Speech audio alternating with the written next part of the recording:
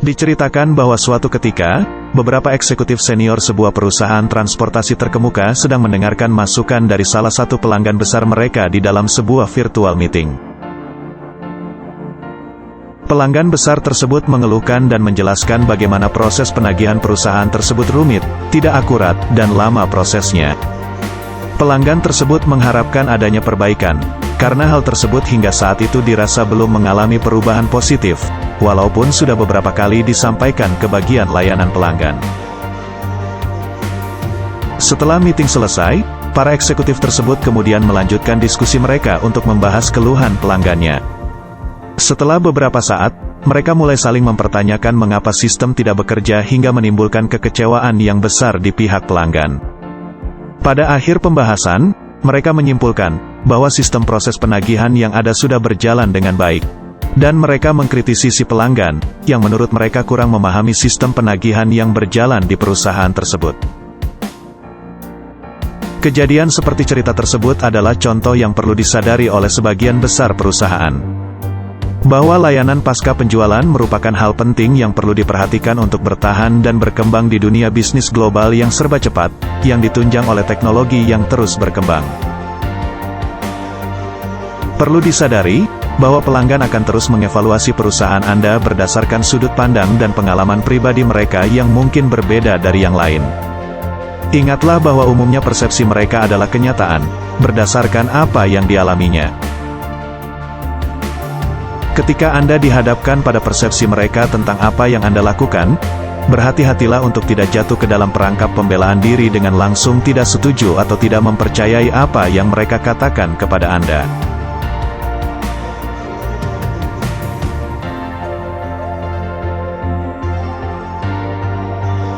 Mengetahui dengan tepat bagaimana pelanggan menilai layanan Anda sangatlah penting untuk mempertahankan, memperbaiki, atau meningkatkan layanan pelanggan agar menjadi lebih baik. Misalnya, sebuah restoran yang membanggakan kebersihan dan makanannya yang enak, pada akhirnya akan ditinggalkan pelanggan jika pelayannya tidak sopan dan makanannya sering terlambat disajikan. Terlepas dari di bidang apa industri Anda bergerak, umumnya pelanggan menggunakan 3 kriteria utama untuk menilai layanan Anda, yakni kualitas produk, kemudahan prosedur, dan etika layanan Anda. Kualitas produk. Ini adalah bentuk nyata dari dasar layanan Anda yang diterima oleh pelanggan. Contohnya, untuk sebuah restoran, itu adalah kesegaran dan rasa makanan. Untuk maskapai penerbangan, itu adalah kebersihan kabin. Untuk seorang web designer, ini adalah tampilan situs yang mereka buat. Untuk industri manufaktur, itu adalah kesesuaian fungsi dan dimensi barang dan tampilan fisiknya. Memang benar bahwa pelanggan mengharapkan produk yang berkualitas dengan harga yang kompetitif. Dan ini seringkali menjadi alasan awal mengapa mereka memilih berbisnis dengan perusahaan Anda. Namun, jika hanya ini yang Anda tawarkan, dengan perkembangan teknologi yang inovatif, besar kemungkinan bagi pesaing untuk mencuri pelanggan Anda. Kemudahan prosedur. Setelah menyukai kualitas produk Anda yang luar biasa, pelanggan beralih ke kriteria berikutnya dalam daftar evaluasi mereka. Kemudahan prosedur. Ini adalah sistem dan proses yang harus dilalui pelanggan Anda untuk mendapatkan produk atau layanan yang Anda tawarkan. Siapa yang akan merasa senang jika sebuah restoran yang makanannya enak, tetapi urutan proses masak pesanannya selalu terbolak-balik tidak teratur? Desainer web terbaik di dunia akan sulit mendapatkan referensi pelanggan, jika dia selalu terlambat menyelesaikan proyeknya, sehingga membuat pelanggannya menunggu. Maskapai penerbangan paham betul kalau pesawat yang bersih dan modern akan sulit menambah penumpang, jika mereka memiliki catatan waktu berangkat dan kedatangan yang selalu terlambat. Etika layanan. Kriteria ketiga dalam daftar evaluasi pelanggan Anda adalah etika layanan Anda. Etika adalah suatu persepsi yang timbul yang terkait dengan perilaku seseorang. Etika adalah jawaban untuk pertanyaan mengenai perilaku yang sopan dan nilai-nilai positif kepribadian seseorang. Etika layanan mencakup sikap dan tindakan yang ditunjukkan kepada pelanggan, ketika Anda memberikan layanan kepada pelanggan tersebut. Selain seberapa bagus kualitas produk Anda dan seberapa efisien prosedur Anda, perilaku hubungan dengan pelanggan Anda seperti keramahan, daya tanggap, perhatian dan kesopanan, dapat membuat perbedaan antara layanan yang spektakuler dan layanan yang biasa-biasa saja. Tergantung pada industri dan rincian bisnis Anda, ketiga kriteria di daftar evaluasi pelanggan tidaklah selalu harus berbobot sama. Dalam beberapa situasi, pelanggan Anda bisa lebih menghargai satu atau dua di atas yang lain. Misalnya, sebuah hotel bintang 4 yang memiliki kamar yang terang dan bersih dan dengan pemandangan yang bagus, serta proses check-in yang tepat waktu dan teratur, mungkin akan tetap diminati pelanggan, walaupun resepsionisnya terasa kurang ramah.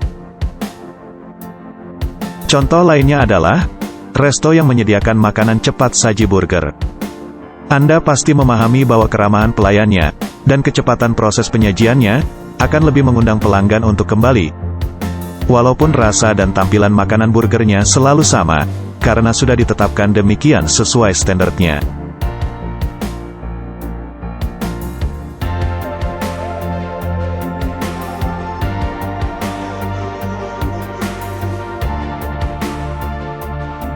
Bagaimana dengan pelanggan Anda? Apakah mereka memberi bobot yang sama untuk ketiga kriteria evaluasi tersebut? Pelanggan yang satu belum tentu mempunyai pendapat yang sama dengan pelanggan lainnya.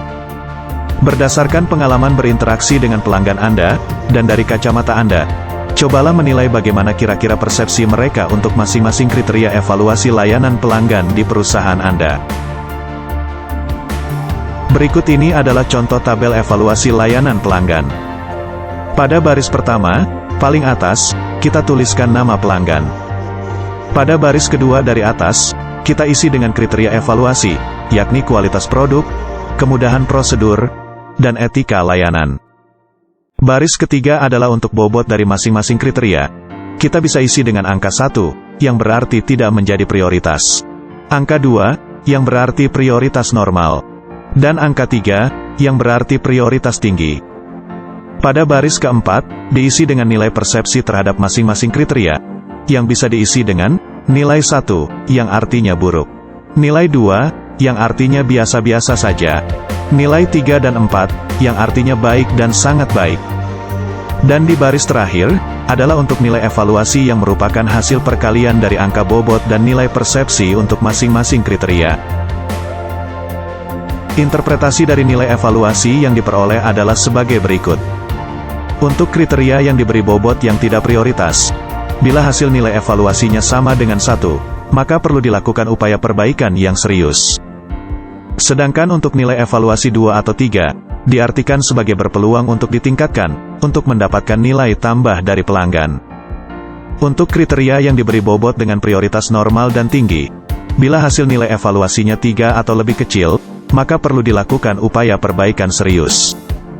Sedangkan untuk hasil nilai evaluasi 4, diartikan sebagai berpeluang untuk ditingkatkan, untuk mendapatkan nilai tambah dari pelanggan. Sekarang kita coba dengan contoh pengisiannya.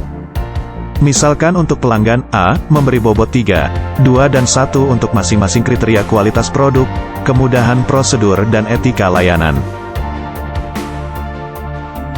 Dan kemudian memberi nilai persepsi 3, 1 dan 1 untuk masing-masing kriteria kualitas produk, kemudahan prosedur, dan etika layanan. Interpretasi dari hasil nilai evaluasinya dapat dilihat di catatan di bawah tabel. Dengan memperkirakan nilai evaluasi layanan dari masing-masing pelanggan, Anda bisa mempersiapkan rencana tindakan yang diperlukan, tanpa perlu menunggu kembalinya hasil survei dari pelanggan. Demikian pembahasan kita kali ini mengenai evaluasi layanan pelanggan. Silakan klik tombol subscribe-nya untuk mendapatkan tips-tips menarik seputar dunia kerja di video selanjutnya.